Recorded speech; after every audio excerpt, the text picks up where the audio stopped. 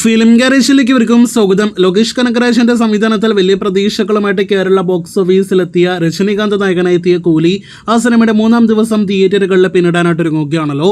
ഇന്നത്തെ ശനിയാഴ്ച ദിവസത്തെ കേരള പ്രീസെയിൽ റിപ്പോർട്ടുകൾ പുറത്തു വരുമ്പോൾ ആദ്യ 2 ദിവസത്തെ സിനിമയുടെ കളക്ഷൻ പ്രീസെയിൽ എല്ലാം തന്നെ വെച്ച് നോക്കുമ്പോൾ കനത്ത കളക്ഷൻ ഇടിവ് ഇന്ന് 3-ാം ദിവസത്തെ ശനിയാഴ്ച ആയിരുന്നിട്ട് പോലുമുള്ള കേരള പ്രീസെയിൽ വന്നിരിക്കുകയാണ്. ഇന്നലെ വെള്ളിയാഴ്ച ഓഗസ്റ്റ് 15-ാം തീയതി 4 കോടിക്കടുത്ത് കേരള പ്രീസെയിൽ നേടിയെടുത്ത സിനിമയ്ക്ക് ഇന്ന് ശനിയാഴ്ച പ്രീസെയിൽ ആയിട്ട് വന്നിരിക്കുന്നത് 1,87 ലക്ഷം ഗ്രോസ് കളക്ഷൻ മാത്രമാണ്. അത് കളക്ഷൻ ഇടിവ് തന്നെ സംഭവിച്ചതിന്റെ ഏറ്റവും വലിയ ഉദാഹരണമാണെന്ന് പ്രത്യേകം അറിയിച്ചുകൊള്ളട്ടെ.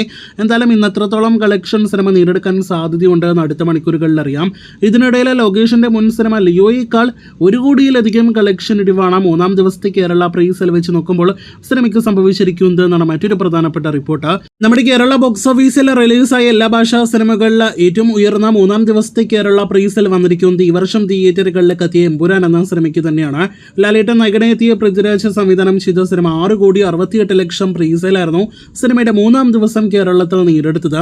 മലയാളത്തിലെ പല പ്രമുഖരും ഒരു ദിവസം പോലും ആ കളക്ഷൻ കണ്ടിട്ടില്ല എന്ന് പ്രത്യേകം പറയേണ്ടതില്ലല്ലോ. 2-ാം സ്ഥാനത്ത് ലിയോ ആണ്. 3,28 ലക്ഷം രൂപയായിരുന്നു സിനിമയുടെ 3-ാം ദിവസത്തെ കേരള പ്രീസെയിൽ.